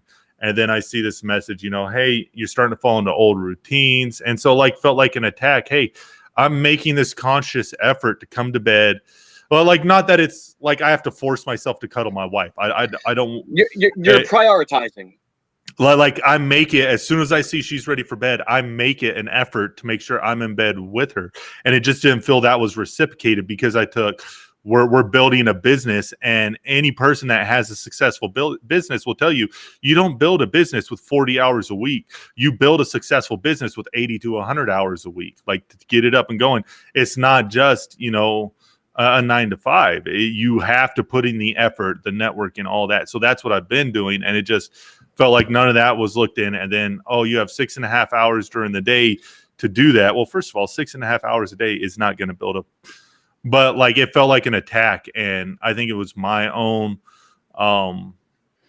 thinking I wasn't doing enough and not providing enough, and my own self-conscious inadequacies that made me lash out in an aggressive manner. So I understand the growing a business thing and the attacks that come along with that big time. So it's hard to, and it's normal for you to feel like you're not giving enough, you're not doing enough or whatever. And you're right. People don't understand that when you're building something, special, big, whatever, that you're replacing what could be a 40-hour work week to get your free, to be like, oh, you're just doing whatever you want, building your own business or whatever. But you can't just give up. You can't just stop. Your time, actually, you lose time, but you're doing what you love. So you're actually gaining time too. People don't get that. So keep up those boundaries, but also keep on loving who loves you. And I think that making time to be in bed with her is a beautiful thing, but maybe wake up earlier and get your work done in the morning so you can spend time with her at night. And see, that's the flip side, because I wake up at 4 or 5 o'clock in the morning. And so she wants me in bed with her at night. It's almost like a catch-22. But if I get up early, I get yelled at, oh, you get up and you get on your electronics instead of cuddling. And she's not a morning person. So I try and cuddle her in the morning. I catch the elbows, the grunts, but she still wants that. But so I have to come to bed with her, but I can't get up early to start the work, because if I do, oh, you're on your electronics and you're not giving me attention. You got to also set that boundary. You got to be like, look, I'm making time as much as I can for you, but I also have to build this up. It's real stuff, man. It's easier said than done.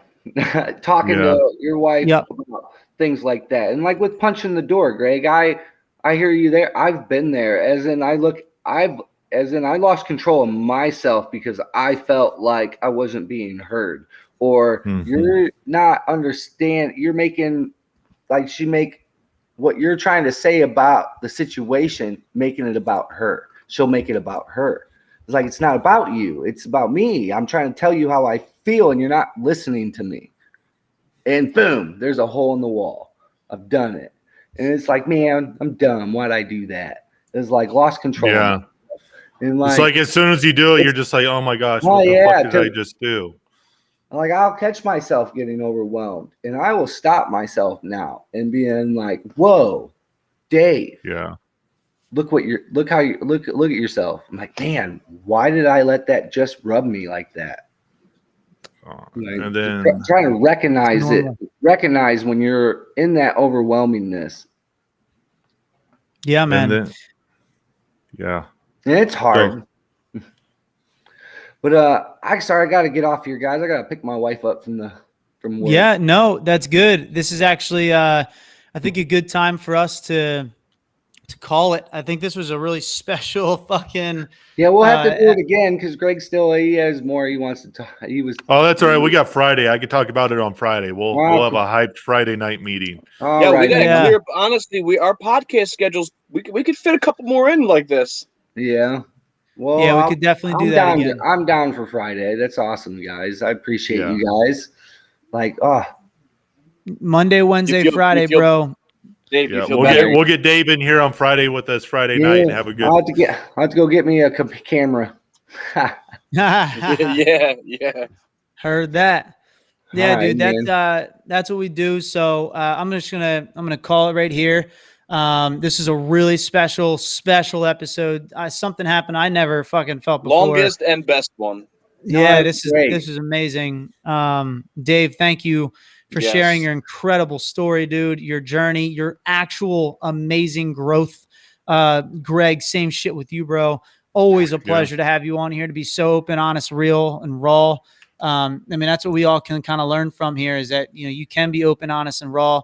You can let it out. You can do that.